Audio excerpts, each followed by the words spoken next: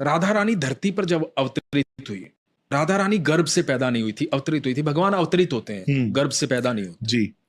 तो माँ कीर्ति और वृषभानु जी जो उनके पिता हैं, ये बड़े दुखी रहते थे कि कोई संतान नहीं है। यमुना महारानी से माँ कीर्ति मांगती थी कि एक संतान चाहिए। अमीर व्यक्ति थे वृषभानु जी, राजा थे उस समय वहां के।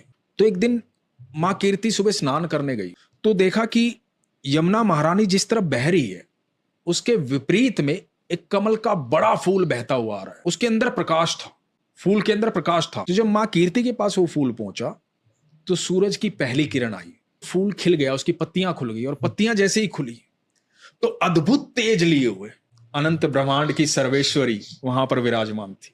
राधा रानी, लाडो रानी उस कमल के फूल में थी। गोदी में उठाया राधा रानी को, दौड़ी दौड़ी वृषभानु जी के पास गई। सुनो, हमें यमुना महारानी ने संतान दी है। और वृषभानु जी ने जब देखा लाडो रानी को, वृषभानु जी भी पागल हो गए, जोर जोर से चिल्लाने लगे, हमारी पुत्री आई है, हमारी पुत्री आई है। उत्सव की तैयारी की गई।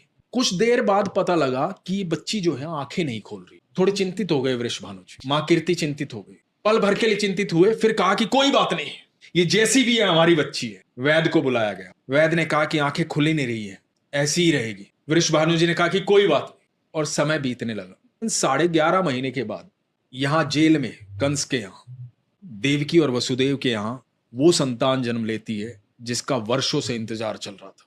अनंत ब्रह्मांड का मालिक धरती पर आता है कृष्ण।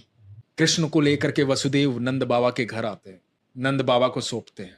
इधर जब नंद बाबा के यहां कृष्ण आ जाते हैं तो नंद बाबा उत्सव मनाते हैं।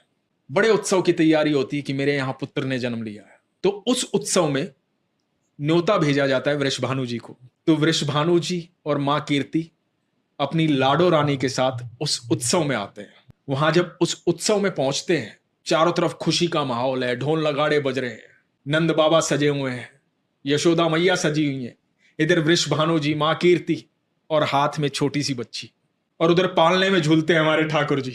तो मां कीर्ति की गोदी में छटपटाती है लाडो, नीचे उतरती है, पहली बार धरती पर पैर रखती है और अपने घुटनों के बल चलती चलती पालने तक जाती है। और जब पालने तक पहुंचती है, वहां आंखें मूंदे ठाकुर जो लेटे हुए हैं, जब पालने पर लाडो रानी पहुंचती है तो ठाकुर जी की आंखें खुलती हैं। जब ठाकुर जी की आंखें खुलती हैं तो इधर लाडो रानी की आंखें खुलती हैं। मनी मन बात होती है कि इतने महीनों से इंतजार कर रही थी तुम्हारा। तो ठाकुर जी मनी मन कहते हैं, मैं भी तो तड़प रहा था वहां वैकुंठ में यहां आने के लिए। तो इतना अद्भुत प्रेम कि उसके लिए इतना इंतजार, इतना प्यार। तो राधा रानी ने इस धरती पर सबसे पहले किसी को देखा तो वो कृष्ण थे।